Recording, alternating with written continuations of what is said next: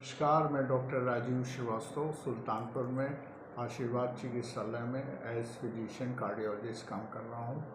मैं आपको दो बीमारियों के बारे में डिटेल में बताना चाहता हूँ। एक तो जब आपके चलने पर सांस फूलने लगती है, तो नॉर्मली तो जो लोग जो है स्वस्थ रहते हैं, जैसे ब्लड प्रेशर, शुगर और हार्ट की बीमारी नहीं हो, उनको जब मेहनत करने पर सांस फूलती है तो हम लोग उसमें दो बीमारियां सस्पेक्ट करते हैं। एक तो क्रॉनिक ऑब्स्ट्रक्टिव पल्मोनरी डिजीज, जिसमें कि फेफड़े सिकुड़ जाते हैं, और जब फेफड़े सिकुड़ जाते हैं तो फेफड़े में ऑक्सीजन कम जाती है और कम निकलती है। अब जब आदमी मेहनत करता है तो उस समय और ज़्यादा ऑक्सीजन की ज़रूरत पड़ती है, लेकिन वो फेफड़ा संकुचित है, इसलिए ऑक्सीजन बढ़ नहीं पाती, तो उसकी सांस फूलती है।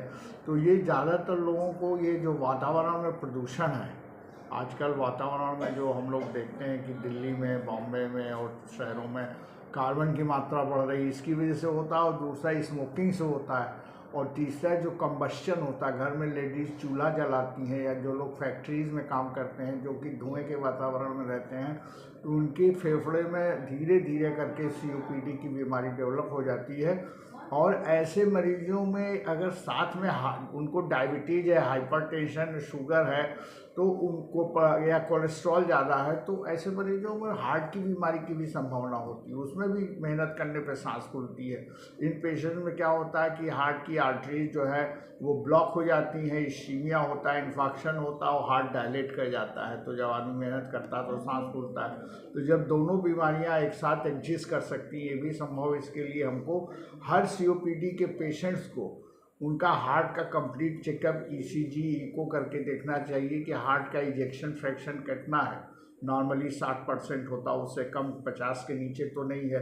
या फिर ऐसे मरीजों को कहीं करोनरी आर्टरी में कोई ब्लॉक तो नहीं, रीजनल वॉल मोशन एबनॉर्मलिटी तो नहीं, तो हो सकता है उस मरीज को या तो खाली COPD हो, या ये भी हो सकता है कि COPD के साथ में हार्ट की प्रॉब्लम हो। तो ये दोनों बीमारियों का प्रेजेंटेशन इतना कॉमन है कि अक्सर डायग्नोसिस में मिस्टेक हो जाती है।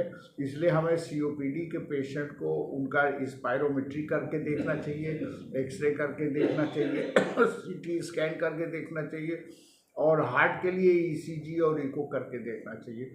और सबसे इम्पॉर्टेंट चीज़ ये है कि आपका लाइफ स्टाइल मॉडिफिकेशन, मतलब आपका वेट ज़्यादा नहीं होना चाहिए।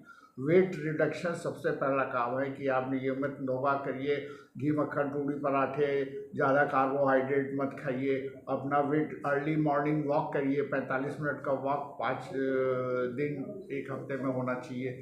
साथ में carbohydrate diet, high fat diet ना लीजिए, और धुएँ और प्रदूषण से दूर रहिए। डीजल का धुआं, गाड़ियों का धुआं, ये भी COPD करता है। Thank you.